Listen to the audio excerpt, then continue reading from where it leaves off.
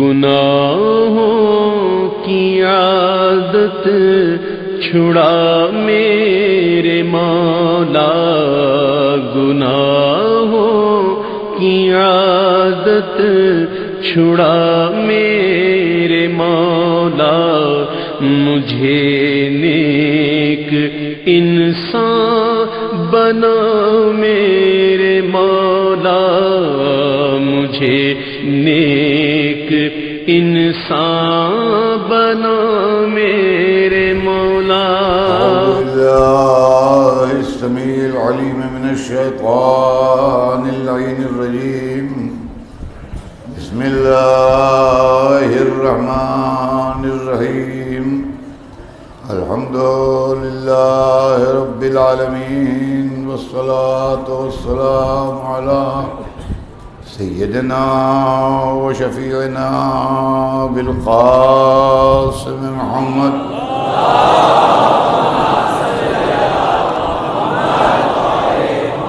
وآلہ الطیبین الطاہرین المعصومین، ولعنۃ اللہ علی اعدائہم اجمعین من یومنا ھذا الی یوم الدین۔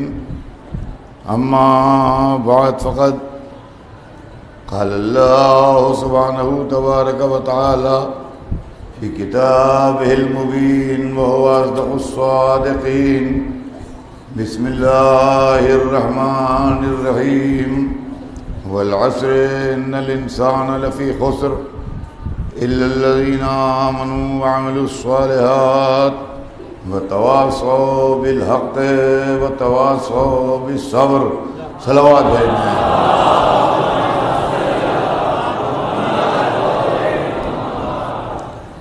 ارشاد اقدس جناب رب العزت ہے کہ بسم اللہ الرحمن الرحیم، عصر کی قسم، تمام انسان گھاٹے میں ہیں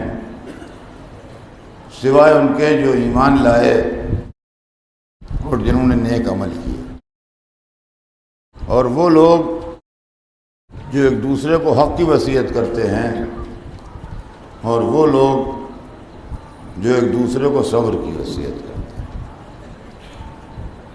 عزیزان محترم، 8 دن تک میں آپ کے سامنے مٹی کے بنے انسان کی کہانی کہتا رہا۔ کل میں نے آپ کے سامنے نور سے بنے ہوئے انسانوں کی کہانی کہی۔ اللہ نے انسان 2 طرح کے بنائے ہیں، ایک کو مٹی سے بنایا ہے، جس کو مٹی سے بنایا ہے اس کو پڑھنے کے لیے بنایا ہے، ایک کو نور سے بنایا ہے، جس کو نور سے بنایا ہے اس کو پڑھانے کے لیے بنایا ہے۔ اللہ کے انصاف سے یہ بات بہت دور تھی کہ طالب علموں کو تو بھیج دیتا اور پڑھانے والے ٹیچرز کا انتظام نہ کرتا۔ لہذا جہاں اس نے دنیا میں انسان خلق کیے، وہاں اس نے ان کے تعلیم دینے کے لیے، ان کی رہنمائی کرنے کے لیے اور ان کو انسان بنانے کے لیے رہنما بھی خلق کیے، اور جب رہنما خلق کیے تو اس کے اندر نور کی وہ کرن بھی ڈال دی تاکہ وہ اللہ کے حکم سے ہدایت کرتے رہیں۔ محمد و آل محمد علیہ السلام نور تھے۔ اس نور کی کرن جب مٹی پر پڑی، توجہ کیجیے گا، اس نور کی کرن مٹی تھی اور مٹی کی بظاہر کوئی قیمت نہیں ہوتی، لیکن اس نور کی کرن جب مٹی پر پڑی تو مٹی اس قابل ہو گئی کہ فرشتے اسے سجدہ کریں۔ یہ میں نہیں کہہ رہا ہوں، قرآن کہہ رہا ہے، وَإِذَا نَفَخْتُ فِيهِ مِنْ رُوحِي فَقَعُوا لَهُ سَاجِدِينَ۔ جب میں اپنی روح پھونک لوں تو تم اس کو سجدہ کرنا۔ قرآن کہتا ہے جب میں اپنی روح پھونک لوں، اللہ فرما رہا ہے فرشتوں سے، تو تم اس کو سجدہ کرنا۔ کس کو سجدہ کرنا؟ آدم کو سجدہ کرنا جب میں اپنی روح پھونک لوں۔ معصوم سے سوال ہوا کہ اللہ تو خالق روح ہے، یا اللہ کی روح کیسی؟ کہا تم سمجھے نہیں بات کو، یہ ہمارے انوار تھے جو پیکر آدم میں آئے تھے۔ تو معلوم ہے اس نور کی کرن جب پڑی مٹی پر تو مٹی اس قابل ہوئی کہ فرشتے اس کو سجدہ کریں. توجہ چاہتا ہوں, مٹی اس قابل ہوئی کہ فرشتے اس کو سجدہ کریں. یہ نور کی کرن پڑتی رہی, عظمت بڑھتی رہی. مٹی پہ پڑی آدم بنے تو آدم صفی اللہ بنے, نوح پہ پڑی تو نوح نجی اللہ بنے, ابراہیم پہ پڑی تو ابراہیم خلیل اللہ بنے, موسیٰ پہ پڑی تو موسیٰ کلیم اللہ بنے, عیسیٰ پہ پڑی تو عیسیٰ روح اللہ بنے, محمد خود مجسم نور تھے رسول اللہ بنے, علی نور تھے ولی اللہ بنے, امام نور تھے حجت اللہ بنے, اور جس سے دنیا قائم ہے وہ بقیت اللہ بنا.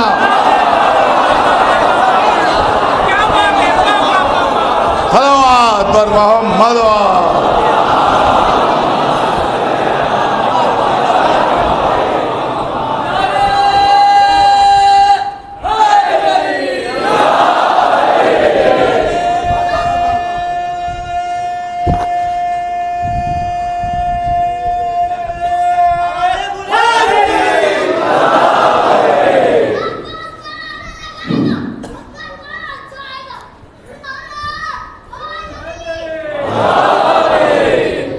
عزیزان گرامی, پہلے مٹی تھی لیکن مٹی کو اللہ نے سجدہ نہیں کروایا. نقطے کو سمجھیے, مٹی کو سجدہ نہیں کروایا. جب مٹی کو نور سے نسبت ہوئی, جب مٹی کو نور سے نسبت ہوئی, وَإِذَا نَفَخْتُهُ وَإِذَا سَوَّيْتُهُ وَنَفَخْتُ فِيهِ مِنْ رُوحِي, جب میں اس کو ٹھیک کر لوں اور اس میں اپنی روح پھونک لوں. ابھی نہیں. پہلی بات تو یہ ہے کہ پہلے ہی دن یہ معلوم ہو گیا کہ اللہ کے علاوہ کسی اور کی تعظیم بھی ہو سکتی ہے. اللہ کے علاوہ کسی اور کی تعظیم بھی ہو سکتی ہے. اب جو لوگ کہتے ہیں تعظیم بس اللہ کے لیے اور کسی کے لیے نہیں, تو ان فرشتوں کو کیا کہیے گا جو آدم کو سجدہ کر رہے تھے؟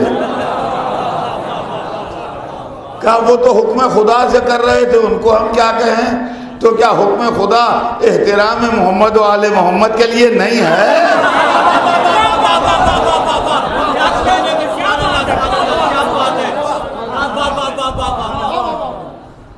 تو مٹی مٹی ہے,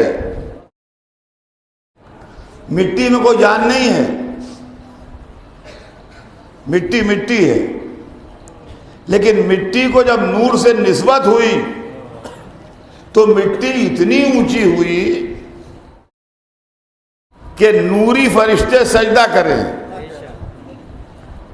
جبرائیل, میکائیل, اسرافیل, ایک سے ایک بڑے بڑے اللہ کے فرشتے سب سجدہ کریں, اور سب نے سجدہ کیا. تو معلوم ہوا مٹیریل کوئی چیز نہیں ہے.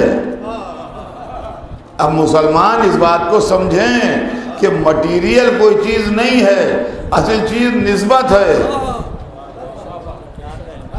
دیکھیے اچھی طرح دماغ میں اس نقطے کو بٹھائیے کہ مٹیریل کوئی چیز نہیں ہے, اصل چیز جو ہے وہ نسبت ہے. اب جو لوگ کہتے ہیں اپنے ہاتھ سے علم بنایا چوم لیا, اپنے ہاتھ سے تعزیہ بنایا چوم لیا, یہ مٹیریل نہیں چوم رہے ہیں, نسبت چوم رہے ہیں.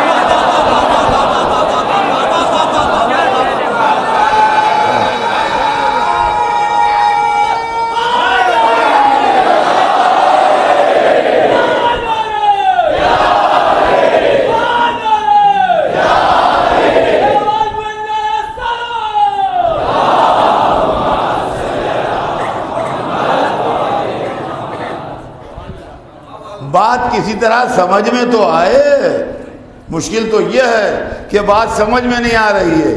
نہ حجر اسود خدا ہے اور نہ مینا میں بنے ہوئے پلر شیطان ہیں. شیطان الگ ہے, اللہ الگ ہے.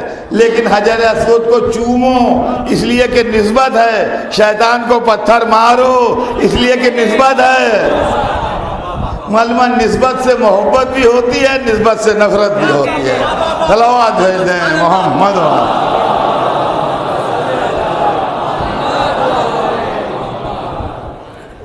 اللہ نے محمد و آل محمد علیہ السلام کو نور سے بنایا. اور یہ نور ہماری دنیا میں 313 برس تک ظاہر رہ کے ضیا پاشی کرتا رہا۔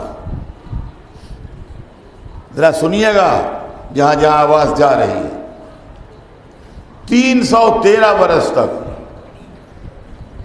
یہ 313 کی فگر بھی عجیب ہے۔ سرور کائنات کے لشکر میں جو پہلی لڑائی جنگ بدر کی آپ نے لڑی ہے، 313 سپاہی تھے۔ آخری امام کا جب ظہور ہوگا تو ان کا پہلا لشکر جو ہوگا اس کے اندر 313 آدمی ہوں گے۔ یہ 313 کی فگر نہ جانے کیا فگر ہے۔ جتنے دنوں نور محمد و آل محمد ہماری آنکھوں کے سامنے ظاہر رہا، ان برسوں کی تعداد 313 ہے۔ اب آپ جوڑ لیجئے، 250 برس امامت کا زمانہ، 250 ایئرس امامت کا زمانہ، اور 63 ایئرس رسول کا زمانہ۔ 63 کو پلس کیجئے 250 میں، 63 کو 250 میں پلس کیجئے، کتنا نکلتا ہے؟ 313۔ 313 برس یہ نور ہماری نگاہوں کے سامنے رہا، اور یہ نور انسان کو انسان بناتا رہا۔ سرور کائنات اپنے کردار سے، اپنی سیرت سے، اپنے عمل سے، اپنے اخلاق سے انسانیت کا سبق پڑھاتے رہے، اور ایک اچھے انسان کو کیسا ہونا چاہیے اس کا نمونہ پیش کرتے رہے۔ سرور کائنات کے بعد مولا علی نے زندگی کے اسی نمونے کو دوبارہ دنیا کے سامنے پیش کیا۔ مولا علی رسول اللہ کی زندگی کا مکمل نمونہ تھے، اور مکمل رسول کی زندگی کا نمونہ مولا علی نے اپنے کردار سے پیش کیا۔ اور اس کے بعد کے امام جو گزرتے رہے وہ اپنی زندگی میں اخلاق، کردار، علم، سیرت، انسانیت، شرافت، ان تمام چیزوں کی اور ہیومن اعلیٰ ویلیوز جو ہیں ان کا درس دیتے رہے اور ان کا سبق پڑھاتے رہے۔ اور یہ سلسلہ 313 سال جاری رہا۔ لیکن افسوس کی بات یہ ہے کہ کچھ ایسی طاقتیں جو بظاہر اسلامی طاقتیں کہلاتی تھیں لیکن ان کے دل اسلام کی طرف مائل نہ تھے، وہ ان سیرتوں اور کرداروں کو چھپاتے رہے۔ میری آواز جہاں جہاں جا رہی ہے میں ان سے توجہ چاہوں گا کہ ان 313 برس میں یہ آفتاب چمکتا رہا، مگر یہ سیرتیں اور یہ زندگی چونکہ حکومت کی پالیسیوں کے خلاف تھی، لہذا حکومت اس پر پردہ ڈالتی رہی۔ علی کون ہیں لوگوں کو اچھا نہیں لگتا تھا کہ یہ بتایا جائے۔ حسن و حسین کا رسول سے رشتہ کیا ہے یہ اچھا نہیں لگتا تھا کہ بتایا جائے۔ دنیا میں جب کسی کی وراثت کا کوئی دعوے دار ہو جاتا ہے تو اس کی اصلی اولاد سے جلنے لگتا ہے۔ یہی محمد و آل محمد کے ساتھ یہی ہوا کہ لوگ جو اپنے کو نائب محمد کہہ رہے تھے ان کو محمد کی اولاد کیسے پسند آتی۔ نتیجہ یہ ہوا کہ وہ زندگی جو اصلی اسلام ہے اور وہ میسج جو ریئل دین ہے وہ یا آپ کو قرآن کے اندر چھپا ہوا ملے گا یا سیرت محمد و آل محمد میں ملے گا۔ سیرت آل محمد و آل محمد سڑکوں پر اور بازاروں میں اور ادھر ادھر نہیں ملے گی۔ سیرت آل محمد آپ کو کتابوں کے اندر ملے گی جب آپ ڈیپ اسٹڈی کرنے جائیں گے۔ سیرت رسول آپ کو قرآن میں ملے گی جب آپ ڈیپ اسٹڈی کرنے جائیں گے۔ تو قرآن میں آپ کو اصلی اسلام ملے گا کہ ریئل اسلام کیا ہے۔ رسول اور ان کی اولاد کے کیریکٹر میں آپ کو اصلی اسلام ملے گا کہ اصلی اسلام کیا ہے. لیکن یہ سیرتیں کتابوں کے اندر محدود ہو گئی اور پبلک کے سامنے کیا آیا؟ پبلک کے سامنے بادشاہوں کا کیریکٹر آیا، پبلک کے سامنے مسلمانوں کا کیریکٹر آیا، پبلک کے سامنے عالیشان محلوں میں رہنے والوں کا کیریکٹر آیا، پبلک کے سامنے قیمتی لباس پہننے والوں کا کیریکٹر آیا. لوگ سمجھنے لگے یہی اسلام ہے، یہی اسلام ہے. اور دوسری مصیبت جو آئی وہ یہ آئی کہ یہ تو اسلام کو اپنی مرضی کے سانچے میں ڈھالتے ہی رہے. توجہ کیجیے گا، یہ تو اسلام کو اپنی مرضی کے سانچے میں ڈھالتے ہی رہے. انہوں نے ایسے درباری عالم خرید کے رکھے جو ان کی ہر برائی کی تعویل کر کے اس کو اسلام سے ایڈجسٹ کر دے. اس لیے اسلام کی تاریخ بگڑتی رہی اور اسلام کی شکل بدلتی رہی، جس کے نتیجے میں آج مسلمانوں میں ایسے طبقے پیدا ہو گئے جو نعرہ تکبیر بھی بلند کرتے ہیں اور انسانوں کا گلا بھی کاٹتے ہیں. انصاف سے بتائیے، کیا یہ اسلام ہے کہ بے گناہوں کو ہاتھ پاؤں باندھ کے ان کے گلے کاٹے جائیں اور جہاں پر گلے کاٹے جا رہے ہوں وہاں ویڈیو بھی بن رہا ہو اور ایک بینر بھی لگا ہو جس پر کلمہ لکھا ہو لا الہ الا اللہ محمد رسول اللہ، اور گلے کٹ رہے ہوں انسانوں کے اور گلے کاٹ کاٹ کے لوگ خوش ہو رہے ہوں؟ یہ اسلام کی تصویر آج دنیا میں آئی ہے.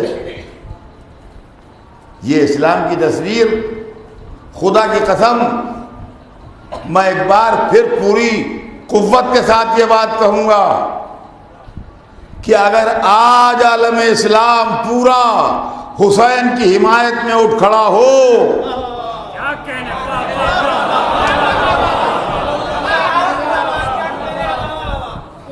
ہائے پرانی دوستیاں اٹھنے نہیں دیتی، خاندانی محبتیں دامن تھامے ہیں. آج جس دنیا میں اسلام برباد و بدنام ہے، اگر سارے مسلمان رہبر کھڑے ہو کے ایک آواز دیں کہ یہ گلے کاٹنے والے مسلمان نہیں ہیں، یہ وہی ہیں جنہوں نے آج سے 1400 برس پہلے نعرہ تکبیر بلند کر کے حسین کا گلا کاٹا تھا.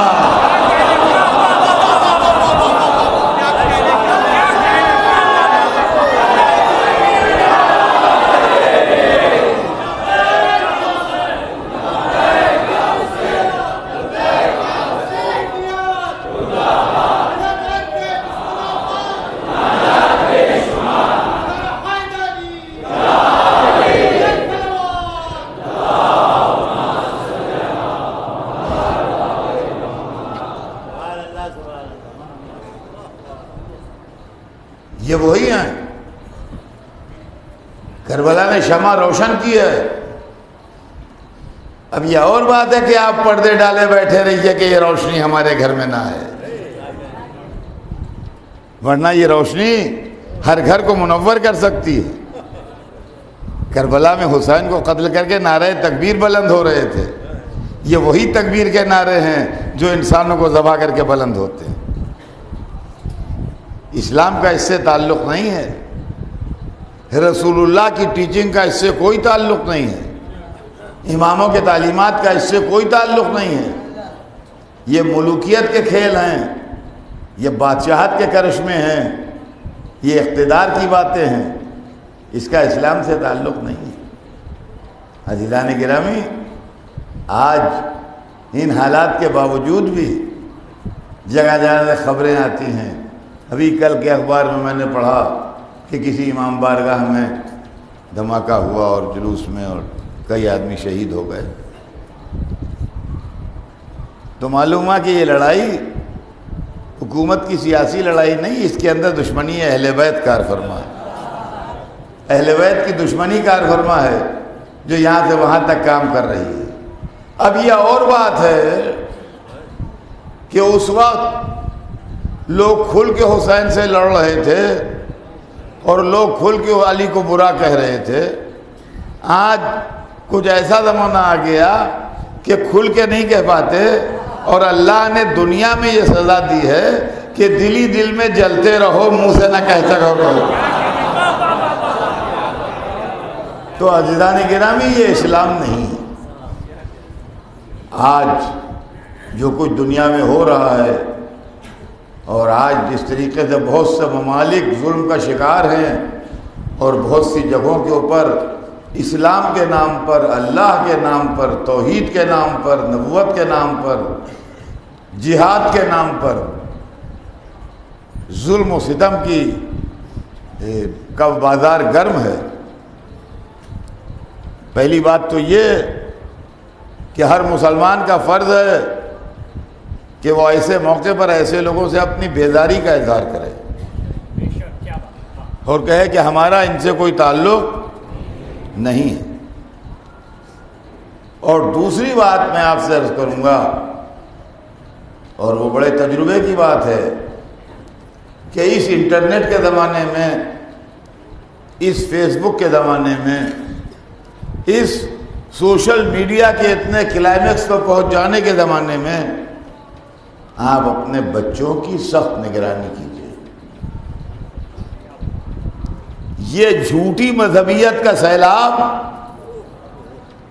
کہیں ان کو بہا کے نہ لے جائے اور کہیں راستے سے بھٹکا نہ دے. یہ کہ بچے جو کرتے ہیں کرنے دیجئے، ہم سے مطلب کیا. اتنے لبرل نہ ہو جائیے، ورنہ بہت زیادہ جو لوگ لبرل ہو جاتے ہیں بعد میں سر پہ ہاتھ رکھ کے روتے ہیں. حسین پر تو نہیں روتے مگر اپنے کرتوت پر روتے ہیں، سمجھے؟ تو اپنے بچوں کی حفاظت کیجیے، اس لیے کہ یہ تحریکیں بڑی زبردست طریقے سے اپنے پاؤں پھیلا رہی ہیں اور بہت زبردست طریقے سے یوتھ کو متاثر کر رہی ہیں.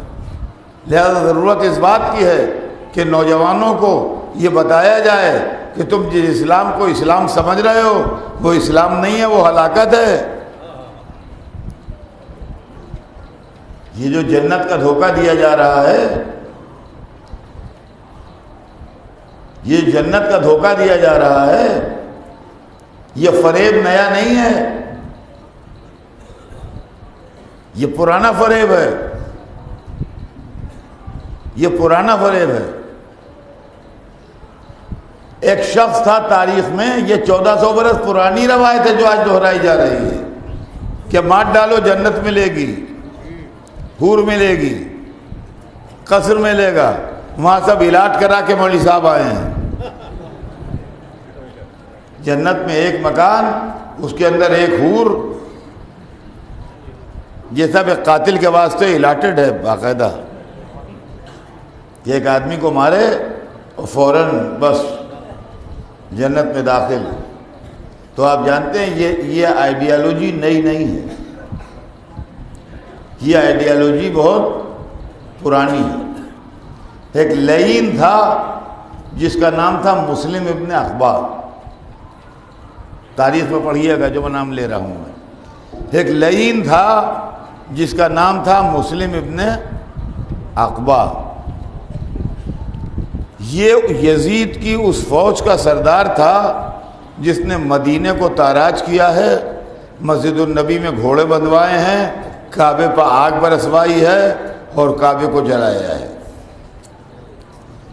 کعبے کو جلا کے اور مدینے کو برباد کر کے اور کعبے میں مسجد الحرام میں انسانی لاشیں بچھا کے یہ بیمار پڑ گیا. اور جب بیمار پڑ گیا تو اتنا بیمار ہوا کہ اس کی موت کا وقت آ گیا. خدا کی قسم تاریخ میں پڑھ کے میرے رونگٹے کھڑے ہو گئے. اس کی موت کا وقت آ گیا، اور جب اس کی موت کا وقت آیا تو اس نے مرتے دم یہ کہا کہ اب تو میں دنیا سے جا رہا ہوں، لیکن جب اللہ مجھ سے پوچھے گا کہ کون سا عمل خیر لائے ہو تو میں یہی پیش کروں گا کہ میں نے تیرے امیر کے حکم پر کعبہ جلایا ہے. کعبہ جلایا ہے، یہ عمل خیر لے کے اللہ کے پاس جائیں گے، اللہ سے کہیں گے کہ ہم نے کعبہ جلایا ہے تیرا، اس لیے۔ تو عزیزان گرامی، قتل کر کے، ظلم کر کے جنت کی امید رکھنا یہ یزیدی دور سے چلا آ رہا ہے، آج کا نہیں ہے۔ لہذا ہم کہتے ہیں کہ ہر مسلمان کا فرض ہے، ہر انسان کا فرض ہے کہ وہ کربلا کی حفاظت کرے۔ دیکھیے یہ خزانہ جو آپ کے پاس ہے سب لٹ جائے مگر یہ لٹنے نہ دیجیے، اور ان تحریروں سے، ان تقریروں سے، ان ہتھ کنڈوں سے ہوشیار رہیے جو فضائل اہل بیت کو دبانے کے لیے استعمال کیے جاتے ہیں۔ ارے صاحب کب تک خیبر خندق سنیں گے، کچھ کام کی باتیں پڑھیے۔ ارے اطہر صاحب آگے کیا پڑھ جاتے ہیں، 10 دن ہماری سمجھ میں تو نہیں آتا تھا، آپ کوئی کام کی بات تو پڑھتے نہیں، اب ادھر ادھر کی پڑھ جاتے ہیں۔ ارے صاحب اس سے کیا فائدہ ہوا، ہر وقت اپنے فائدے کی سوچنا یہ یہودی فکر ہے، اسلامی فکر نہیں ہے۔ کچھ اللہ کے لیے بھی کیجئے، سب اپنے فائدے کے لیے نہ کیجئے۔ اور سمجھ لیجئے کہ آج جو میں کہہ رہا ہوں پوری ذمہ داری سے کہہ رہا ہوں، اور میں ڈر کے بولنے والا نہیں ہوں، جو جس کا دل چاہے پڑھے، جو کچھ رسول لائے ہیں 23 برس میں سب پڑھیے، اور جو کچھ قرآن میں لکھا ہے سب پڑھیے، اور جو کچھ ارشاد نبوی ہیں سب پڑھیے۔ لیکن ایک بات یاد رکھیے گا، اگر ولایت علی نہ پڑھی تو کچھ نہ پڑھا۔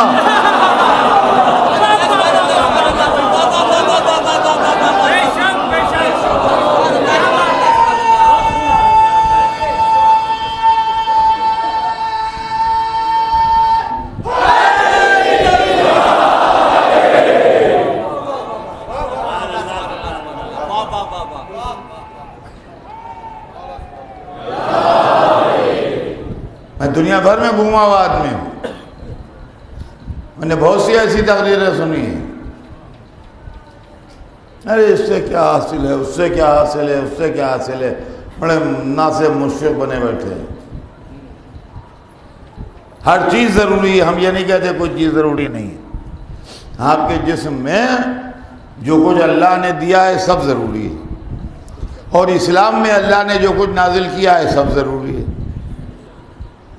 آنکھیں بھی ضروری ہیں ورنہ دیکھیں گے کیا، کان بھی ضروری ہیں ورنہ سنیں گے کیا، زبان بھی ضروری ہے ورنہ بولیں گے کیا، ہاتھ بھی ضروری ہیں ورنہ کام کیسے کریں گے، پاؤں بھی ضروری ہیں ورنہ راستہ کیسے چلیں گے، دل بھی ضروری ہے، پھیپھڑے بھی ضروری ہیں، لنگس ورنہ سانس کیسے لیں گے، دماغ بھی ضروری ہے ورنہ سوچیں گے کیسے۔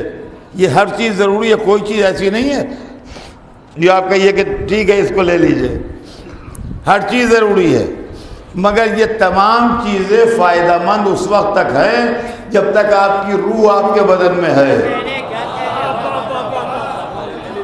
اور ادھر روح نکل گئی، آنکھیں ہیں مگر دیکھتی نہیں، زبان ہے مگر بولتی نہیں، کان ہے مگر سنتے نہیں، ہاتھ ہے مگر حرکت نہیں کرتے، پیر ہے مگر راستہ نہیں چلتے۔ عزیزان گرامی، ولایت علی روح ہے۔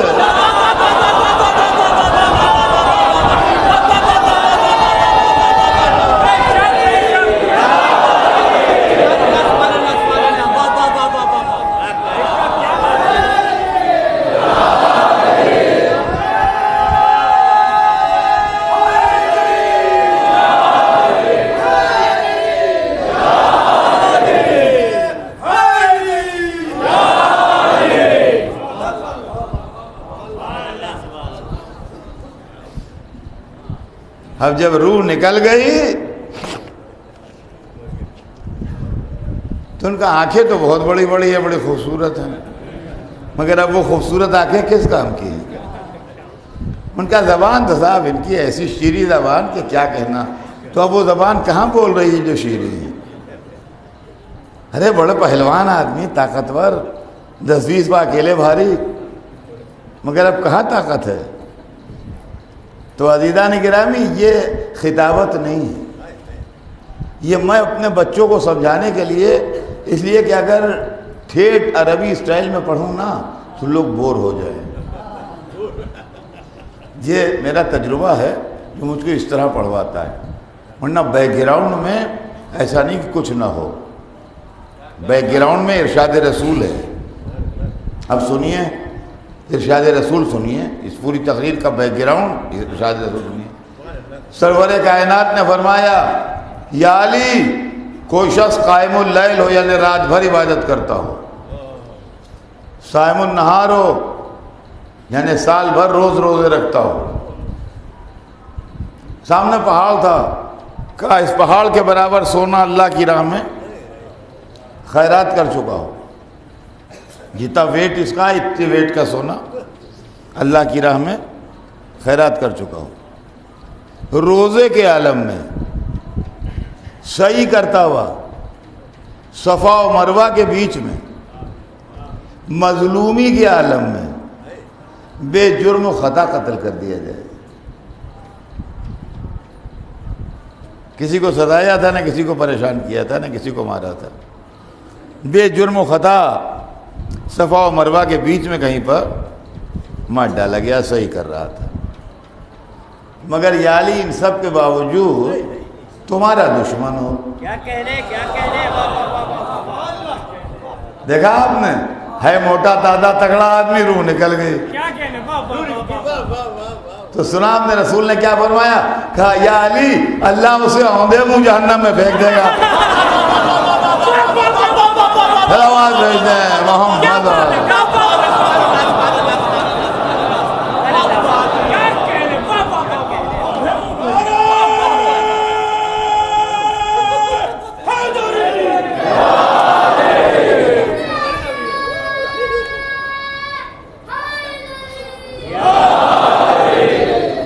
تو جو چاہے پڑھیے، جو چاہے سنیے، اور جو ضروری ہو وہ سب پڑھا جائے، لیکن کبھی ولایت کے معاملے میں کمی نہ کیجیے، ایک پوائنٹ۔ دوسرے یہ کہ جس کا جتنا دل چاہے عزاداری کرے، عزاداری کے اندر کوئی چیز واجب نہیں کی گئی ہے کہ 10 دن محرم میں آپ 2 مجلسیں روز اٹینڈ کیجئے، آپ پر واجب ہے، ایسا کوئی معاملہ نہیں ہے۔ یا ایک انجمن میں جا کے رات کو ایک ماتم ضرور کیا کیجئے ورنہ گناہگار ہوئیے گا، ایسا کوئی معاملہ نہیں ہے۔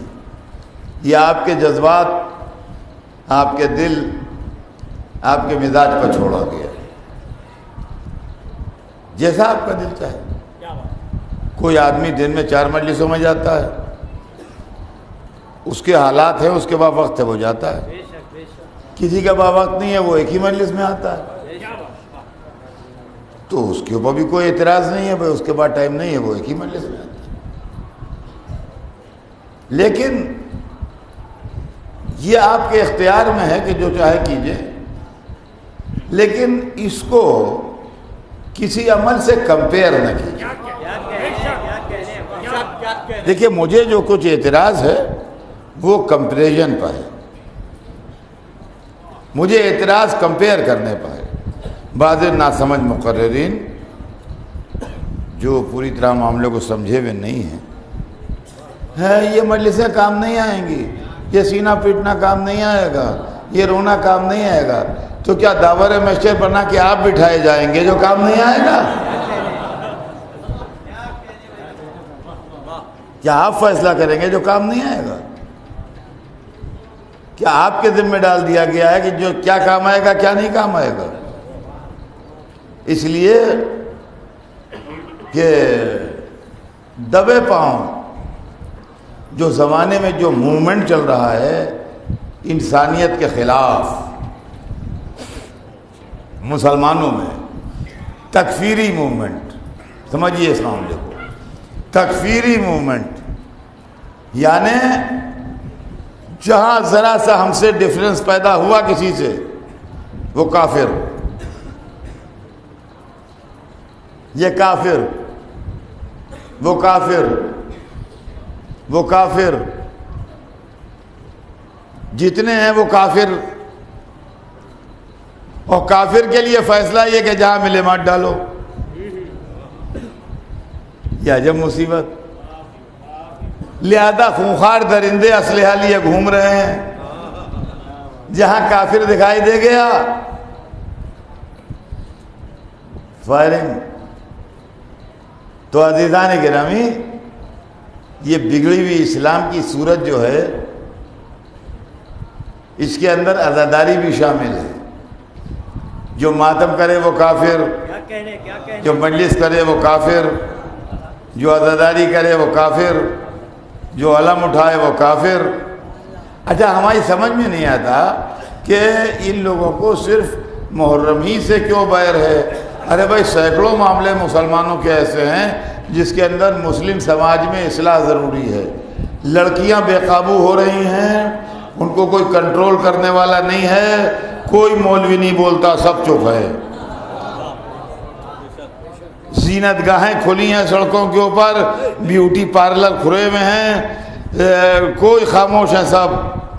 شادی بیاہ اتنا مہنگا ہو گیا ہے کہ غریب کی کمر ٹوٹی جا رہی ہے. کوئی نہیں کہتا اسراف ہو رہا ہے. جو 2-3 لاکھ کے حال لیے جاتے ہیں، اس کو مسجدوں میں کیجئے، اس کو اپنے کمیونٹی سینٹر میں کیجئے، پیسہ بچائیے. آپ کی قوم غریب ہے، اس کے کام آئے گا. محرم آیا، قوم کی غریبی کا رونا شروع ہو گیا.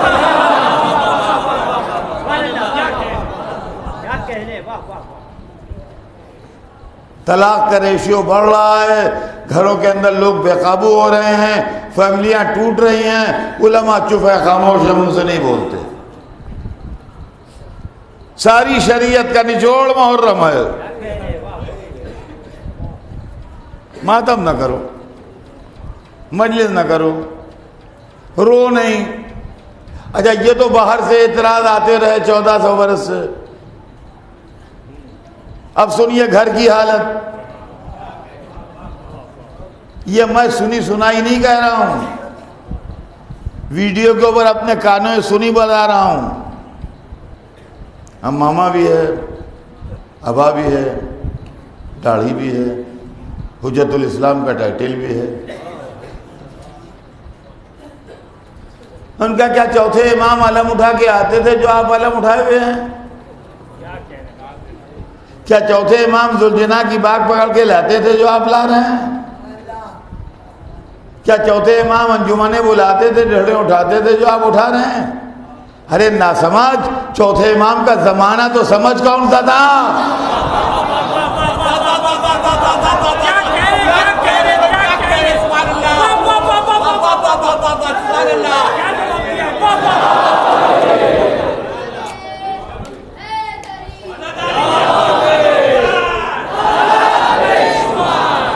سوال یہ پیدا ہوتا ہے کہ جیسے حالات ہوتے ہیں ویسا آدمی کو ڈھلنا پڑتا ہے. بمبئی کے شیعہ ہیں، ٹھیک ہے، بڑے بڑے جلوس اٹھاتے ہیں، علم اٹھاتے ہیں، ماشاءاللہ بڑا شاندار جلوس نکالا آپ نے. لکھنؤ کے شیعہ بھی شیعہ ہیں، بہترین جلوس نکالتے ہیں.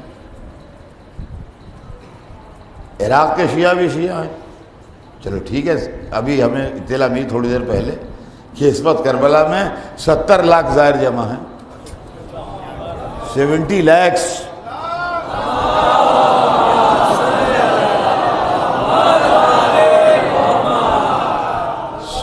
انٹرنیٹ پر خبر آئی ہے کہ 70 لاکھ اس وقت وہاں پر موجود ہیں زائرین.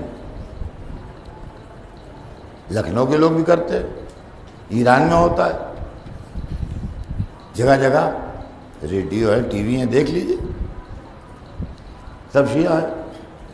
کیا سعودی عرب میں جو رہتے ہیں وہ شیعہ نہیں ہیں؟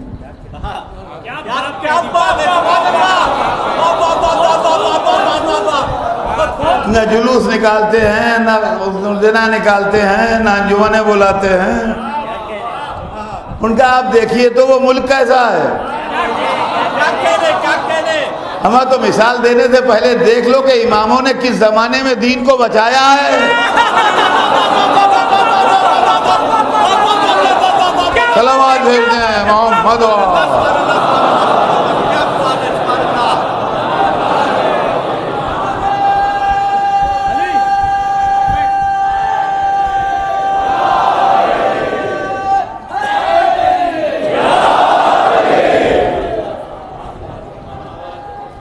کن حالات میں دین کو بچایا ہے. کیا کہنے ہیں. واہ واہ واہ سبحان اللہ. چوتھے امام کے برابر کوئی رو سکتا ہے؟ چوتھے امام کے برابر کوئی عزاداری قائم کر سکتا ہے دنیا میں؟ اور یہ پھر جھگڑا عزاداری پہ کیوں ہے؟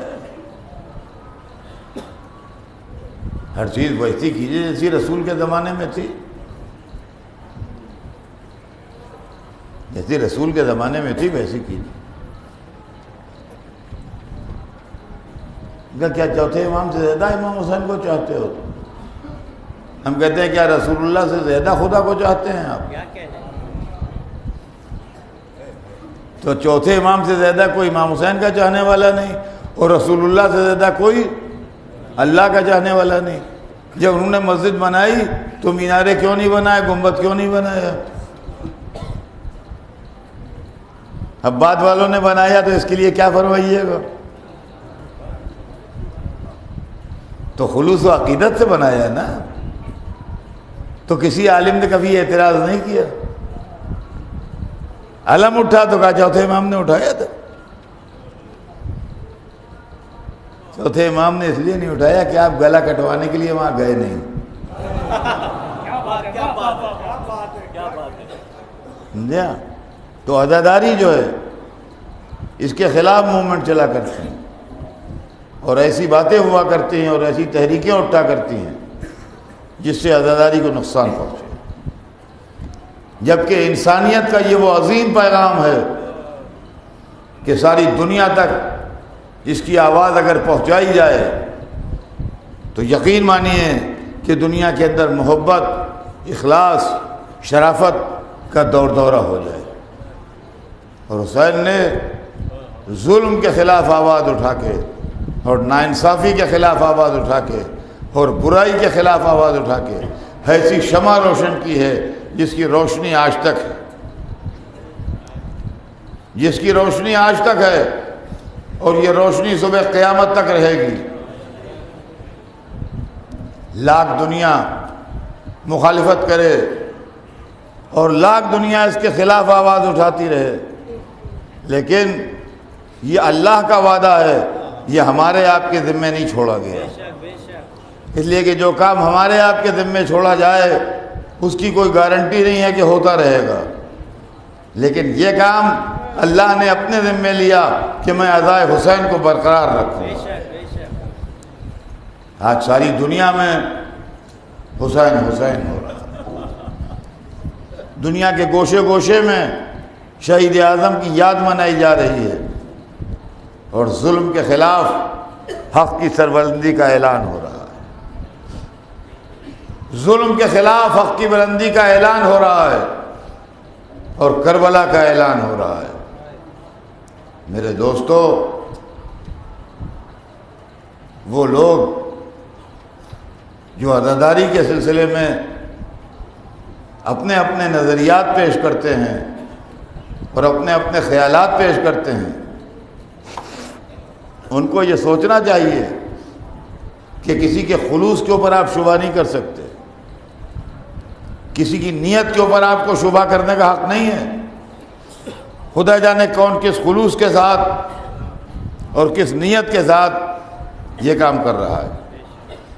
اللہ نے انتظام یہ کیا ہے کہ محرم کو واجب نہیں کیا. پر لوگ یہی کہتے ہیں کہ واجب تھوڑی ہے، بس یہی تو بیوٹی ہے محرم کی کہ واجب نہیں ہے.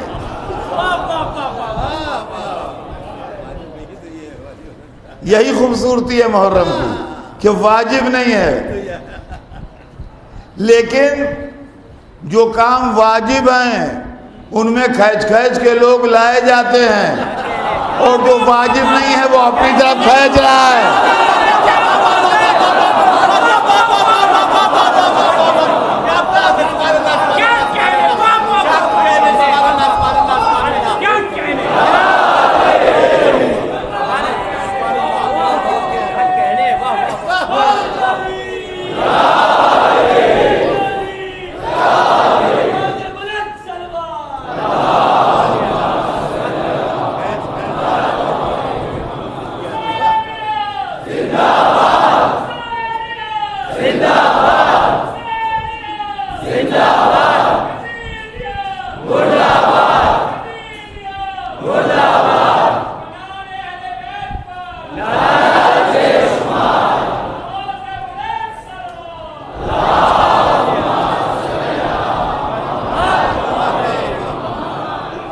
اسلام میں جتنے بڑے بڑے واجب ہیں کیا کہنے، واہ واہ، میں نے آج تک اپنی زندگی میں ان کے خلاف کوئی اسٹیٹمنٹ یا کوئی پمفلٹ نہیں دیکھا. میری اتنی عمر آئی میں نے کہیں نہیں دیکھا کہ نماز کے خلاف پمفلٹ بک رہے ہوں کہ نماز نہ پڑھو، بلکہ یہ ہوتا ہے کہ اعلان ہوتا ہے یہاں یہ سہولت ہے، یہاں مسجد بن رہی ہے، یہاں یہ ہو رہا ہے، آپ حضرات کوآپریٹ کیجئے. ادھر مسلمانوں کے پاس نماز پڑھنے کی جگہ نہیں تھی، فلاں آدمی کو اللہ جزائے خیر دے، اس نے نماز پڑھنے کے لیے یہاں جگہ کا انتظام کیا. اس طرح کی چیزیں تو نظر سے گزریں، لیکن کوئی نماز کے اگینسٹ میں پمفلٹ آیا ہو کبھی کسی کا، یہ آج تک نہیں ہوا. رمضان مبارک کا بھی معاملہ یہی ہے کیا کہنے، کہ روزے کے خلاف بھی کبھی کوئی پمفلٹ نہیں بیٹا. حج کے خلاف بھی کبھی آج تک ہم نے نہیں سنا کہ کوئی موومنٹ چلا ہو کہ حج کو نہ جائیے، یہ کیجیے وہ کیجیے. بلکہ وہ جو ٹریولنگ ایجنسی ہوتی ہیں، کمپنیاں ہیں ٹور والی، ان کے ایڈ دیکھے کہ ہمارے ساتھ چلیے، یہ فیسلٹیز ہیں، یہ فیسلٹیز ہیں، یہ فیسلٹیز ہیں. باورچی ساتھ جائے گا، اور ڈاکٹر ساتھ جائے گا، اور مولوی ساتھ جائے گا، وغیرہ وغیرہ. سمجھے آپ؟ تو کبھی آج تک نہ کسی نے نماز کو اپوز کیا، نہ روزے کو اپوز کیا، نہ حج کو اپوز کیا، مگر ہمیشہ یہ شکوہ سنا اب مسجدوں میں مجمع کم ہو رہا ہے. ارے بھائی اب تو ہم دیکھتے ہیں کہ لڑکے روزہ ہی نہیں رکھتے، زیادہ تو بلا روزے کے ملتے ہیں. ارے صاحب حج کو جاتے ہیں کہ تو کاروبار بنا لیا، وہاں سامان لاتے ہیں. اس طرح کی باتیں تو سننے میں آئیں، مگر یہ سننے میں نہیں آیا کہ مجمع بہت بڑھ گیا ہے. مگر ہر سال محرم میں یہ سننے میں آتا ہے کہ آپ کی مجمع بہت بڑھ گیا، آپ کی مجمع بہت بڑھ گیا. معلوم ہوا کہ یہ واجب تو نہیں ہے، مگر واجب سے کئی ہزار گنا زیادہ رزلٹ دے رہا ہے.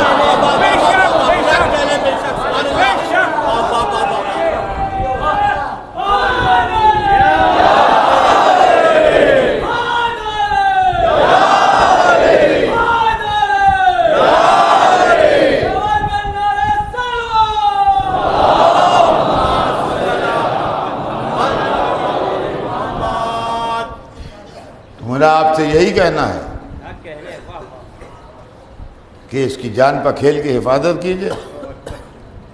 یہ آپ کو اللہ کی عطا ہے بے شک بے شک، اور آپ کی عزت ہے، آپ کا وقار ہے، آپ کا مرتبہ.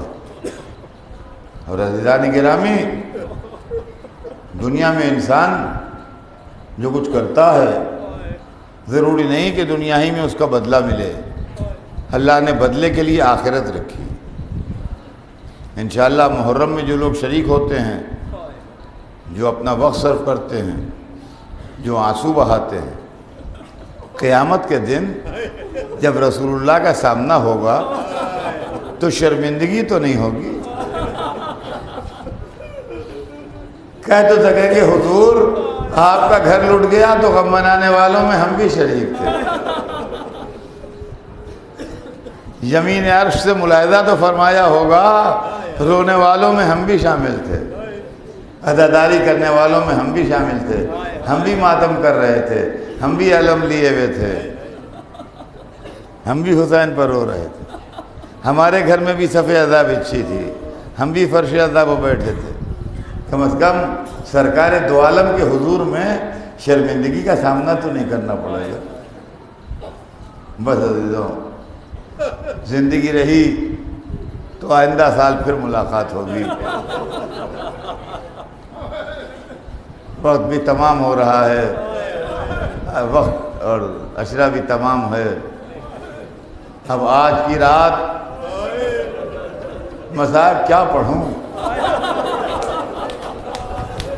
میں تو سمجھتا ہوں اتنا کہنا کافی ہے کہ آج شب عاشور ہے.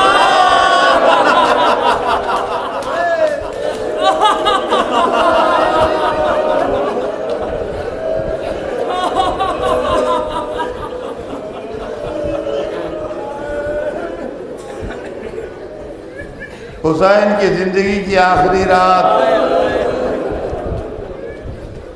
علی اکبر کے شباب کی آخری رات، عباس کی جوانی کی آخری رات، قاسم کی کمسنی کی آخری رات، ننھے علی اصغر کی حیات کی آخری رات، زینب کے سر کی چادر کی آخری رات،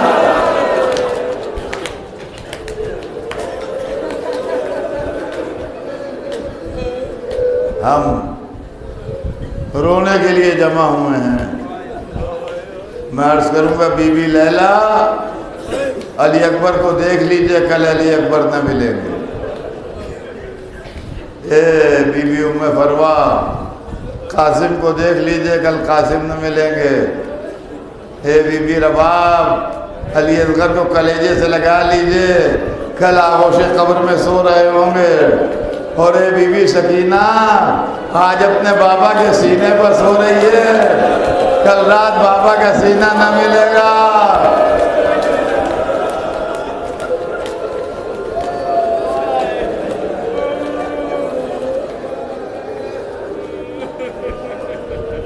رات گزرتی رہی، عبادت خدا ہوتی رہی، حسین کے اصحاب و انصار تلاوت قرآن اور دعاؤں میں مہو رہے، یہاں تک کہ عاشور کا سویرا ہوا، اور عاشور کے سویرے علی اکبر نے اذان دی، حسین کے چھوٹے سے لشکر نے تیمم کر کے نمازیں ادا کیں، اور اس کے بعد لشکر حسینی تیار ہو گیا۔ میمنہ زہیر قین کو ملا، میسرہ حبیب نے مظاہر کو ملا، قلب لشکر میں جناب علی اکبر کو جگہ ملی، اور لشکر حسینی کا علم ابو الفضل العباس کو دیا گیا۔